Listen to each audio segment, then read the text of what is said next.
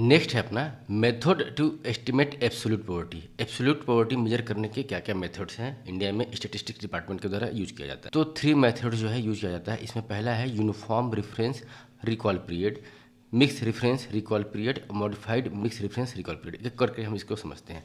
पहले एक यूनिफॉर्म की बात की, क्या है रेफरेंस पॉइंट क्या है।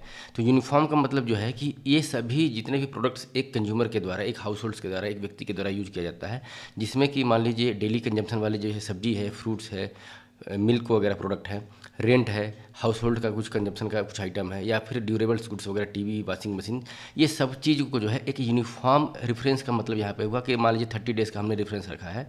तो इस 30 डेज़ के भीतर जो है मान लीजिए कोई मोटरसाइकिल भी खरीदा है, तो हम इस रेफरेंस पॉइंट के भीतर जो है यूनिफॉर्मली जो है इसका डाटा कलेक्ट करेंगे। यहाँ पर यूनिफॉर्म का मतलब हुआ कि यूनिफॉर्मली जो है रेफरेंस पीरियड जो है हमारा एक ड्यूरेशन है, डेट है, उस डेट के भीतर जो है हम डाटा कलेक्ट करेंगे। यूआरपी जो मेथड है वो 1993 से लेकर 94 तक जो है यूज किया जा रहा था पॉवर्टी को एस्टिमेट करने के लिए एनएसएसओ के द्वारा।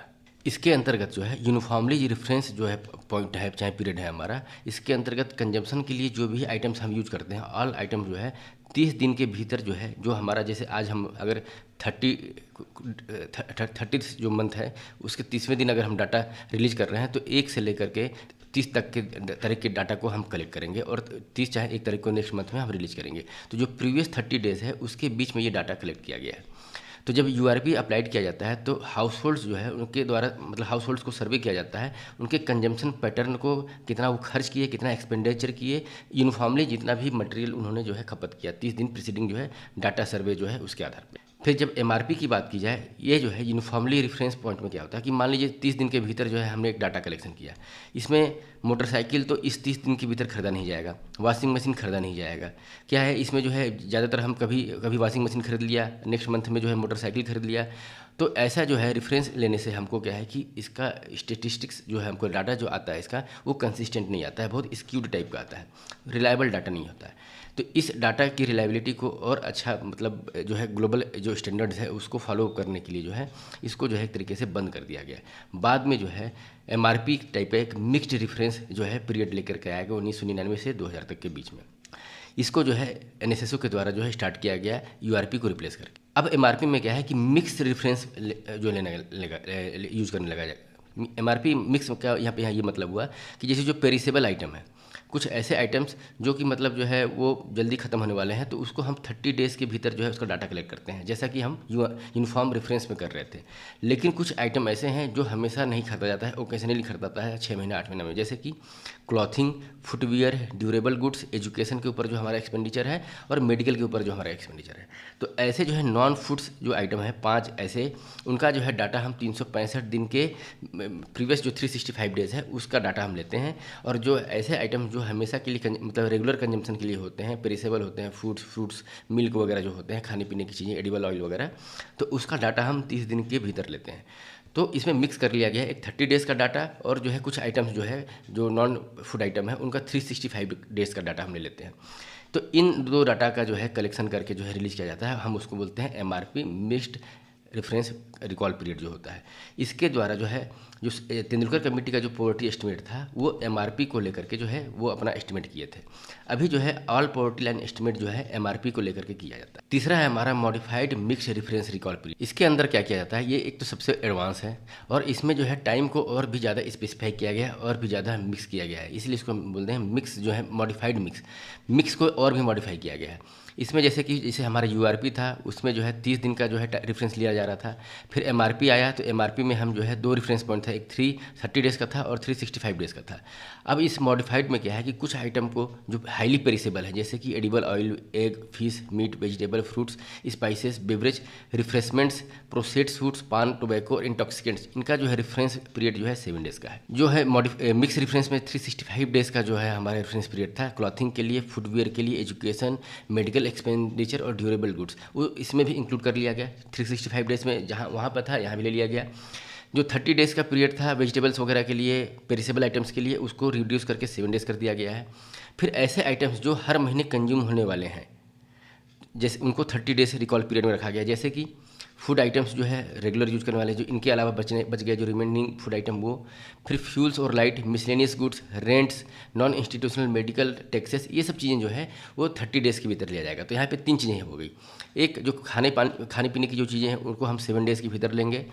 जो ड्यूरेबल गुड्स हैं जैसे कि फुटवियर्स, एजुकेशन और जो है मतलब वॉशिंग मशीन्स वगैरह, मेडिकल एक्सपेंडिचर वगैरह, उसको हमने 365 डेज़ के भीतर ले लिया। और इसके अलावा जो है ऐसे जो है मंथली कंज्यूम होने वाली जो चीज़ें हैं उनको 30 डेज़ के रेफरेंस में ले लिया हमने।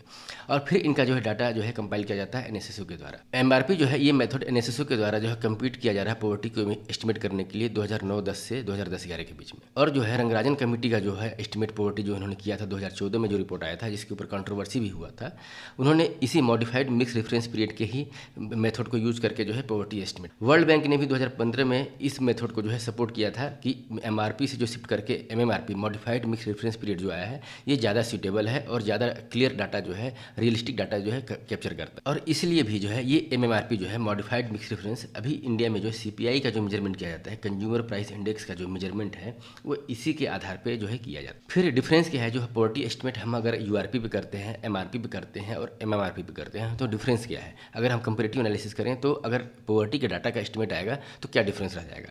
तो अगर यूआरपी का मेथड अगर यूज किया जाए तो इसमें जो है पॉवर्टी एस्टिमेट जो है वो हाईएस्ट जो है दिखाएगा। कंपेयर करेंगे एमआरपी और एमएमआरपी के थ्रू, तो यूआरपी का जो पॉवर्टी एस्टिमेट होगा वो हाई होगा, इसमें गरीबी जो है ज़्यादा दिखेगी।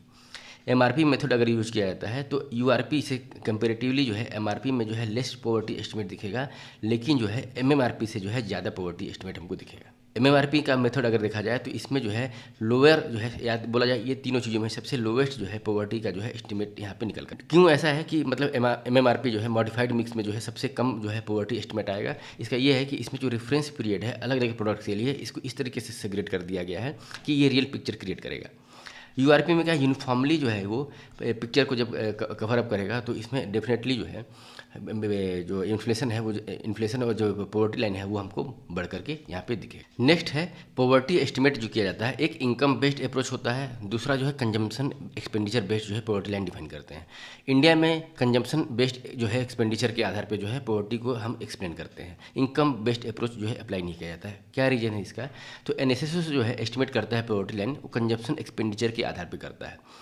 क्योंकि जो है ये हम खर्च जो है, जैसे कि आमदनी होती है वो फिक्स नहीं होती है। एक हाउस होल्ड का इनकम अगर देखा जाए, अगर एक मजदूर का इनकम पर डे का 500 रुपये है तो वो पर डे 500 कमाता है ऐसा ज़रूरी नहीं है। हो सकता है कि रेगुलर उसको 20 दिन तक काम मिले, लेकिन 10 दिन तक वो जो है काम उसको ना भी मिले, तो उसकी इनकम जो है इरेगुलर है। लेकिन income irrespective of income irregularity, उसका जो कंजम्पशन है, उसका जो एक्सपेंडिचर है, खपत है, उसका जो खर्च है, वो जो है वो ज़्यादा जो है सेंसिटिव नहीं होता है।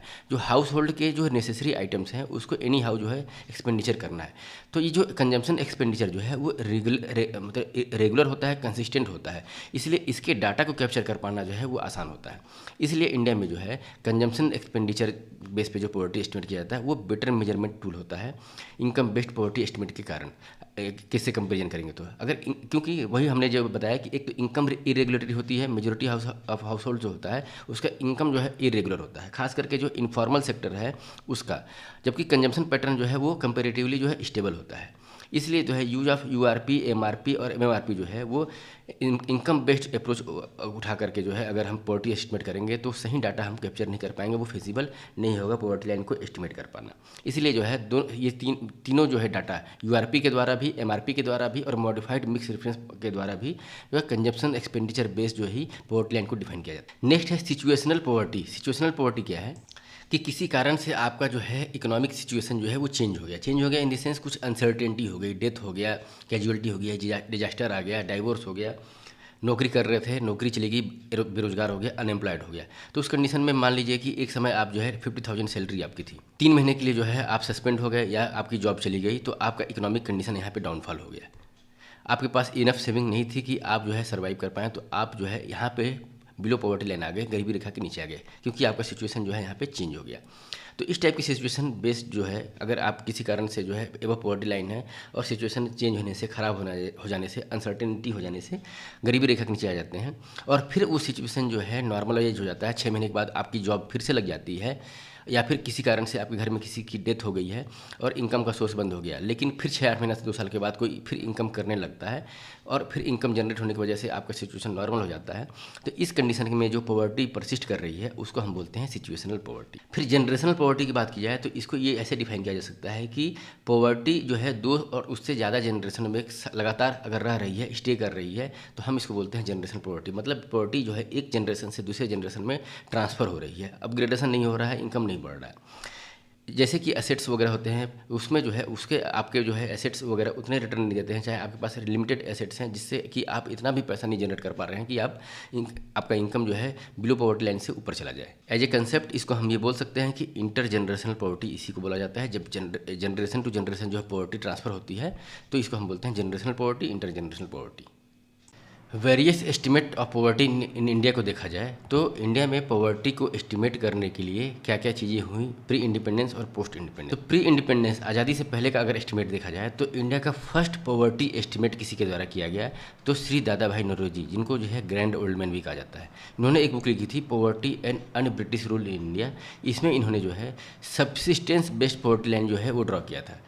माइंड कीजिए यहाँ पे कि पॉवर्टी लाइन उन्होंने डायरेक्ट नहीं बोला था, उन्होंने ये बोला था कि सब्सिस्टेंस बेस्ड पॉवर्टी लाइन, मतलब एक सर्वाइवल के लिए जो है जो एक इनकम होनी चाहिए उसको इन्होंने कैलकुलेट किया था। उसके आधार पे जो है 16 से 35 रुपये जो है पर कैपिटा पर ईयर, एक साल का 1867 से 1868 का जो प्राइस था उस प्राइस के अकॉर्डिंगली अगर 16 से 35 पर कैपिटा इनकम जो है उन्होंने एस्टिमेट किया था प्रति वर्ष के लिए हिसाब से। पॉवर्टी लाइन उन्होंने कभी जो है एज ए वर्ड यूज नहीं किया, उन्होंने क्या है सब्सिस्टेंस बेस्ड पॉवर्टी लाइन को ड्रॉ किया एक तरीके से। बाद में इनके बाद जो है 1938 में नेशनल प्लानिंग कमेटी, जिसके हेड थे श्री जवाहरलाल नेहरू, जो हमारे भारत के प्रथम प्रधानमंत्री भी थे, तो उन्होंने जो है नेशनल प्लानिंग कमेटी के तहत जो है जो पॉवर्टी एस्टिमेट किया गया था उनके द्वारा 15 से 25 रुपये पर कैपिटा पर मंथ जो है जो प्री वार जो सेकेंड वर्ल्ड वार हुआ था उससे पहले के जो है प्राइस के एस्टिमेट के हिसाब से 15 से 25 रुपये का जो है एस्टिमेट किया था उन्होंने कभी पॉवर्टी लाइन को टैग नहीं किया। मतलब इनके द्वारा जो ये डाटा रिलीज किया गया था इस कमेटी के द्वारा, लेकिन उन्होंने पॉवर्टी लाइन को टैग नहीं किया। बाद में जो है बॉम्बे प्लान जो कि 1944 में आया था, उसने सजेस्ट किया कि पॉवर्टी लाइन जो है 75 rupees per capita per year होना चाहिए।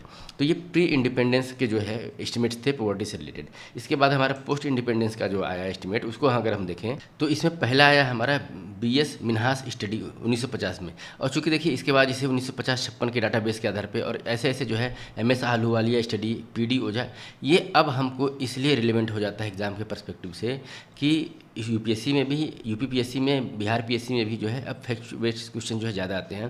पुराने पॉवर्टी एस्टिमेट को जो है मैच दी फॉलोइंग्स इस टाइप से जो है ये सब चीज़ें आते हैं, तो इसको जो है क्रोनोलॉजिकली जो है एक बार याद होना जरूरी भी हो जाता है। तो देखा जाए तो बीएस मिन्हास स्टडी और एस आहलूवालिया, पीडी ओझा और बीके बर्धन स्टडी जो है 50 और 60 के दशक में जो है इनके द्वारा जो है पॉवर्टी एस्टिमेट किया गया था। ये 4 कमेटी के द्वारा जो है सेम टाइप का जो है मेथोडोलॉजी, सोर्स ऑफ डाटा जो है कलेक्ट किया गया था, लेकिन पॉवर्टी एस्टिमेट जो है इनका डिफरेंट निकल करके आया, क्योंकि जो है कुछ मेथड जो है उनको डिफरेंट था। उस मेथड के डिफरेंट एडाप्टेशन की वजह से सोर्स ऑफ डाटा सेम था, लेकिन डिफरेंट मेथोडोलॉजी के एडाप्टेशन की वजह से जो है अलग अलग डाटा जो है पॉवर्टी का हमको निकल के आया था। जैसे कि मिन्हास स्टडी के द्वारा जो है पॉवर्टी हेड काउंट रेशियो जो था 65% था। फिर आहलूवालिया के स्टडी के अंतर्गत जो है 39% पॉवर्टी हेड काउंट रेशियो था हमारा, 44% था पीडी ओझा के एस्टिमेट में, और पीके बर्धन स्टडी के आधार पे जो है 54% हमारा जो है पॉवर्टी एस्टिमेट था। और ये डाटा जो है बेस्ड था 68, 69। फिर उसके बाद ओझा का जो डाटा था वो 60 से 61 के बीच में लिया गया था। 60 से 61 के बीच में आहलूवालिया का भी जो डाटा था, और 56 से 57 के बीच में बीएस मिन्हास का जो है डाटा कलेक्शन किया गया था। इनके द्वारा जो है सेम मेथोडोलॉजी, डिफरेंट मेथोडोलॉजी को सेम सोर्स ऑफ डाटा से जो है रिप्रेजेंट मतलब अलग अलग तरीके से दिखाया गया था, और उसके हिसाब से जो है पॉवर्टी एस्टिमेट किया गया था। फिर बाद में जो है वीएम दांडेकर और नीलकांत रथ कमेटी, फेमसली जो इसको रथ कमेटी के नाम से बोलते हैं, इन्होंने जो है पॉवर्टी को एस्टिमेट किया 1960 से लेकर के 61 का जो डाटा कलेक्शन किया एज ए सोर्स, और इन्होंने अपनी पॉवर्टी एस्टिमेट 1971 में रिपोर्ट। इसके आधार पे जो है इन्होंने जो है कैलोरी इंटेक के आधार पे जो है पॉवर्टी को एस्टिमेट किया था। इन्होंने जो है 2250 कैलोरी जो है मिनिमम ये माना कि एक सफिशिएंट न्यूट्रिशन लेवल के लिए जो है इतनी कैलोरी होनी चाहिए बॉडी में, और इस कैलोरी को जो है अगर हमको चाहिए तो इसके लिए हमको कितना खर्च करना पड़ेगा उसको जो है मॉनेटरी वैल्यू में 2250 कैलोरी के लिए मान लीजिए जो भी पैसा जो है खर्च करना पड़ेगा उसकी मॉनेटरी वैल्यू उन्होंने निकाला और उसके आधार पर जो है पॉवर्टी को एस्टिमेट किया। 2250 कैलोरी को कन्वर्ट किया गया उसको मनी की कंजम्पशन के हिसाब से और इसके आधार पर जो है हेड काउंट रेशियो जो आया पॉवर्टी एस्टिमेट जो आया इंडिया का ग्रामीण क्षेत्र का 40% और अर्बन एरिया का शहरी क्षेत्र का जो है 50% आया। किसके द्वारा? रथ committee, Dandekar and Rath committee के द्वारा जो है एस्टिमेट के अंतर्गत 2250 कैलोरी का जो है एक मिनिमम जो है न्यूट्रिशन लेवल रखा गया। बाद में इस मिनिमम न्यूट्रिशन लेवल को जो है मॉनेटरी कंजप्शन के रूप में जो है कन्वर्ट करने के बाद 40% का एस्टिमेट ग्रामीण क्षेत्र में और 50% का एस्टिमेट शहरी क्षेत्र के लिए किया गया। फिर बाद में आया वाईके अलाक टास्क फोर्स जो कि 1973 से 74 का डाटा इनके द्वारा लिया गया और इनको जो है 1977 में जो है कंस्टिट्यूट किया गया था और 1979 में इन्होंने अपना रिपोर्ट दिया। जैसे यहाँ पे 1971 में रिपोर्ट दिया गया दांडेकर और रथ कमेटी के द्वारा, यहाँ पर इनको जो है 1979 में अपना इन्होंने रिपोर्ट जो है दर्ज किया। इन्होंने जो रथ कमेटी का एस्टिमेट था उसमें कुछ मॉडिफाई करके कैलोरी इंटेक को 2 पार्ट में डिवाइड किया। एक ग्रामीण क्षेत्र के लिए जो कैलोरी इंटेक था 2400 कैलोरी था और 2100 जो रखा गया था कैलोरी उन्होंने अर्बन एरिया के। इन्होंने रीजन क्या दिया था कि ग्रामीण क्षेत्र के लोग ज़्यादा वर्कआउट करते हैं, ज़्यादा फिजिकल लेबर होता है तो उनको कैलोरी का जो रिक्वायरमेंट ज़्यादा होता है, तो ग्रामीण क्षेत्रों के लिए 2400 और अर्बन क्षेत्र के लिए जो है जहाँ पर लेस फिजिकल वर्क होता है वहाँ 2100 इन्होंने एस्टिमेट करने के लिए पॉवर्टी जो है कैलोरी वैल्यू रखा। फिर यहाँ पर लेकिन क्या है कि हेल्थ और एजुकेशन को जो है अपने पॉवर्टी एस्टिमेट के जो खर्चे हैं उसमें इन्होंने इग्नोर किया, एक तरीके से नहीं रखा। यहाँ पर ये बोलना था कि हेल्थ और एजुकेशन सेक्टर जो है वो व्यक्ति के ऊपर बोझ नहीं है, गवर्नमेंट जो है इसका टेक केयर करेगा, इसलिए इसको एक्सक्लूड कर दिया। फिर बाद में आया डीटी लकड़ावाला कमेटी जिसको जो है 1989 में जो है कंस्टिट्यूट किया गया था और इसने अपना रिपोर्ट 1993 में जो है सबमिट किया। ये जो है जैसे लकड़ावाला कमेटी, फिर अलाग कमेटी, फिर रथ कमेटी और ये कमेटी का जो है क्रोनोलॉजी जो है किसको पहले एस्टेब्लिश किया गया था और किसने अपना रिपोर्ट दिया, ये हमको क्रोनोलॉजिकली जानना जरूरी है क्योंकि फैक्ट बेस्ड क्वेश्चन अभी आज के डेट में यूपीएससी में बहुत आते हैं। अदरवाइज इसको अभी अगर मेंस के पर्सपेक्टिव से देखा जाए, इकोनॉमिक्स के पर्सपेक्टिव से देखा जाए तो ये इतने पुराने डाटा का कोई रिलेवेंस नहीं बनता है। लेकिन पॉवर्टी एस्टिमेट को लेकर के जो है प्रीवियस ईयर में भी जो है फैक्ट बेस्ड क्वेश्चन जो है पिछले 50 सालों का भी जो है एक तरीके से जो कमेटियाँ बनी हैं उससे मैच द फॉलोइंग जो है के रूप में पूछा गया है, इसलिए ये अटमोस्ट इंपॉर्टेंट हो जाता है। 1973 से 74 का डाटा लिया गया था लकड़ावाला कमेटी के द्वारा। इन्होंने जो है used calorie intake based on the per capita consumption expenditure, तो पर व्यक्ति जो है कंजम्पशन एक्सपेंडिचर के आधार पे जो है कैलोरी इंटेक कितना है उसको इन्होंने एस्टिमेट के आधार पे जो है उस एस्टिमेट के आधार पे पॉवर्टी को जो है डिफाइन किया था। 2400 जो है कैलोरी ग्रामीण क्षेत्र के लिए और 2100 कैलोरी अर्बन एरिया के लिए इन्होंने जो है डिसाइड किया। फिर इन्होंने यूनिवर्सल रेफरेंस जो पीरियड था उसको जो है यूज किया डाटा कलेक्शन के लिए और बाद में जो है this committee recommended state specific poverty line, और इसने जो है पान इंडिया बेसिस पे जो है पॉवर्टी एस्टिमेट न करके स्टेट स्पेसिफिक जो है पॉवर्टी लाइन को एस्टिमेट किया। और एज पर द रिपोर्ट अगर देखा जाए तो poverty line to be updated by using CPI agriculture labour and in rural area and CPI industrial worker in urban area. तो इसी के आधार पे जो है इस रिपोर्ट के आधार पे जो है पॉवर्टी लाइन को और भी अपडेट किया गया। एक तो जैसे कंज्यूमर प्राइस इंडेक्स जो है हमारा अर्बन एरिया रूरल एरिया तो होता ही है, लेकिन साथ साथ जो है इन्होंने एग्रीकल्चर लेबर और इंडस्ट्रियल वर्कर को और अलग से सेपरेट किया। एग्रीकल्चर लेबर जो है वो ग्रामीण क्षेत्रों के लिए हो गया था और इंडस्ट्रियल वर्कर के सीपीआई के आधार पे जो है अर्बन एरिया का पॉवर्टी एस्टिमेट किया गया था। आज भी जो है सीपीआई इंडस्ट्रियल वर्कर के आधार पे जो है जो केंद्रीय कर्मचारियों का, स्टेट गवर्नमेंट की एम्प्लॉइज़ का जो डियरनेस अलाउंस महंगाई भत्ता बढ़ता है तो ये अकॉर्डिंगली जो है सीपीआई इंडस्ट्रियल वर्कर के आधार पे बढ़ता है और उसी एग्रीकल्चर लेबर के आधार पे जो है जो सीपीआई वैल्यू आती है उसी के आधार पे जो है एमजी नरेगा, जिसका अभी जो है बीबी राम जी जो है आ गया है नाम, तो इसका जो है एस्टिमेट चाहे इसकी पे रिवीजन जो है इसी के आधार पर किया जाता है। तो डीटी लकड़ावाला कमेटी के जो है रिकमेंडेशन के हिसाब से 54.9% अपनी पॉपुलेशन का जो है हेड काउंट रेशियो या गरीबी जो है उन्होंने। फिर आया सुरेश तेंदुलकर कमेटी जो अभी भी जो है रिलेवेंस रखता है। इन्होंने 2004-05 का जो है डाटा कलेक्शन किया था। इनको जो है प्लानिंग कमीशन के द्वारा 2005 में जो है कंस्टिट्यूट किया गया था और 2009 में इन्होंने जो है अपने जो है डाटा को रिलीज किया, अपना जो है कमेटी का रिकमेंडेशन जो है दिया गरीबी रेखा से एस्टिमेट से रिलेटेड। इन्होंने जो है ऑफिशियली जो है पॉवर्टी को एस्टिमेट इस तरीके से किया, कुछ मतलब अलग नहीं किया। इन्होंने 2004-05 का डाटा उठाया और जो लकड़ावाला कमेटी का जो मेथोडोलॉजी था उसको जो है अडॉप्ट करते हुए उसमें मॉडिफाई किया। जैसे लकड़ावाला कमेटी के द्वारा जो है यूआरपी मेथोडोलॉजी यूज किया गया था, यूनिवर्सल रेफरेंस पीरियड यूज किया गया था। इसमें इन्होंने क्या किया कि मिक्स रेफरेंस पीरियड जो है उसमें इंक्लूड किया। तो मिक्स रेफरेंस पीरियड जो है कंजम्पशन पैटर्न को इन्होंने अडॉप्ट किया। 2004-05 का डाटा जो है लकड़ावाला कमेटी में फिट किया और उसके आधार पर जो है पॉवर्टी एस्टिमेट किया इन्होंने। इन्होंने जो है प्राइवेट एक्सपेंडिचर जो है हेल्थ और एजुकेशन को भी इसमें काउंट कर लिया है, जो कि वहाँ पे इग्नोर किया गया था। तो यहाँ पर क्या किया गया, मॉडिफाइड के रूप में जो है मिक्स रेफरेंस पीरियड ले लिया गया, डाटा 2004-05 का ले लिया गया, उसके अंतर्गत एक्सपेंडिचर ऑन हेल्थ और एजुकेशन को ऐड कर दिया गया और इसके आधार पर जो है यूनिफॉर्म अर्बन पॉवर्टी जो है लाइन को ड्रा किया गया और इसको जो है ग्रामीण और अर्बन क्षेत्र दोनों के लिए जो है एस्टिमेट कर दिया गया।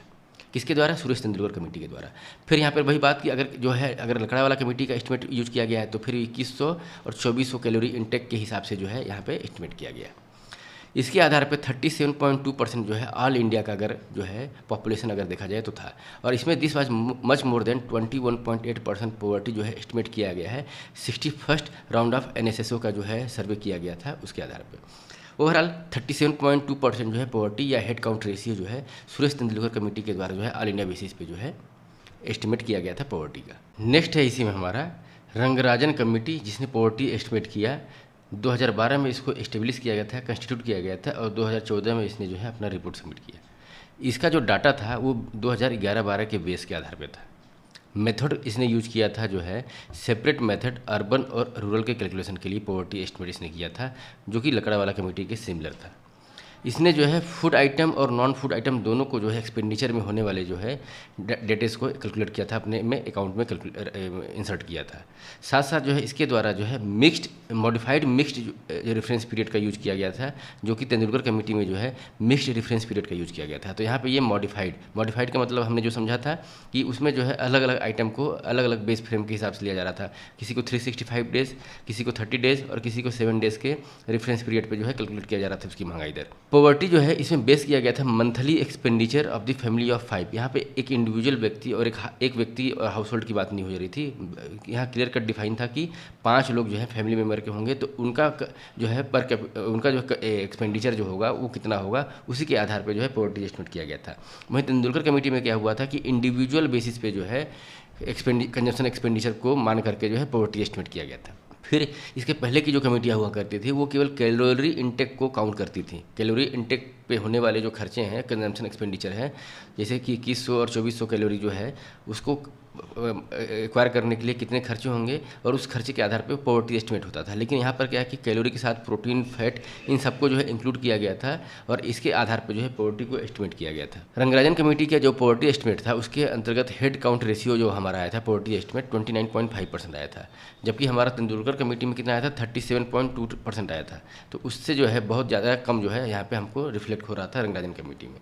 तो दोनों कमेटी का अगर डिफरेंस देखा जाए Tendulkar committee versus Rangarajan committee को, तो तेंदुलकर कमेटी ने 2009 में अपना रिपोर्ट सबमिट किया। इसमें पर कैपिटा मतलब प्रति व्यक्ति जो है monthly capital expenditure consumption expenditure को कैलकुलेट किया गया था, पर कैपिटा मतलब प्रति व्यक्ति। फिर इसमें जो है मिक्स रेफरेंस पीरियड का यूज किया गया था। फिर इसमें कैलोरी वैल्यू जो है उसी को केवल जो है एक्सपेंडिचर में काउंट किया गया था। पॉवर्टी एस्टिमेट इसमें 37.2% जो है 2004-05 के डाटा के आधार पर किया गया था estimate, 37.2% of the our population. और इसके द्वारा जो है ऑल इंडिया अर्बन पॉवर्टी जो है एस्टिमेट किया गया था, जिसमें जो है अर्बन और रूरल पॉवर्टी दोनों को एस्टिमेट किया गया था। रंगराजन कमेटी को अगर देखा जाए तेंदुलकर कमेटी से क्या डिफरेंस है इसका, तो इसने 2014 में अपना रिपोर्ट सबमिट किया और इसको 2012 में कंस्टिट्यूट किया गया था और इस पर काफ़ी विवाद हुआ था। इसने जो है डाटा अपना कलेक्शन किया था 2011-12 के आधार। इसने जो है मंथली एक्सपेंडिचर जो है यहाँ पर फैमिली ऑफ 5 मतलब एक फैमिली में 5 लोगों के जो है एक्सपेंडिचर कितना होना चाहिए उसको कैलकुलेट करके जो है पॉवर्टी एस्टिमेट किया था। मॉडिफाइड मिक्स रेफरेंस पीरियड का जो है मेथड यूज किया गया था इसके द्वारा। कैलोरी, प्रोटीन, फैट ये तीनों चीज़ों को इंक्लूड किया गया था एक्सपेंडिचर को कंप्यूट करने में। पॉवर्टी जो है इसके द्वारा जो है 29.5% जो है एस्टिमेट किया गया था। इसने जो है सेपरेट ग्रामीण क्षेत्र के लिए और पॉवर्टी लाइन का जो है बास्केट जो है ड्रॉ किया था। बाद में प्लानिंग कमीशन के एस्टिमेट जो है पॉवर्टी रेशियो को अगर देखा जाए 2009, 10 और 11-12 के रेशियो के हिसाब से देखा जाए तो तेंदुलकर मेथड और रंगराजन मेथड को सेपरेटली जो है उसने जो है कंसिडर किया और बाद में जो है सेपरेटली जो है इसके जो डाटा को डिराइव करके जो है अपना रिपोर्ट जो है सबमिट किया और उसके अकॉर्डिंगली जो है एक एस्टिमेट किया कि किस तरीके से हमने पॉवर्टी को रिड्यूस किया है, एक्सटेंशन ऑफ और रिडक्शन ऑफ द पॉवर्टी जो है वो क्या है। तो जैसे अगर तेंदुलकर कमेटी को अगर एस्टिमेट को अप्लाई किया जाएगा 2009-10 में पॉवर्टी 0.8% था। 2011-12 में जो है 21.9% हो गया, मतलब 7.9% का रिडक्शन हुआ। वहीं अगर रंगराजन मेथोडोलॉजी को अगर अप्लाई किया जाएगा तो 38.2% जो है 2009-10 में होती हमारी जो है पॉवर्टी, 29.5% जो है हमारा 11-12 में होता, और बाद में जो है इसको दोनों के बीच में जो रिडक्शन है हमारा 8.7% का है। ये दोनों से हम कंक्लूजन यही निकाल सकते हैं कि रंगराजन कमेटी का जो एस्टिमेट है ऑल इंडिया पॉवर्टी का, वो तेंदुलकर के कमेटी की मेथोडोलॉजी से वो ज़्यादा है, पॉवर्टी एस्टिमेशन जो हमको ज़्यादा दिख रहा है।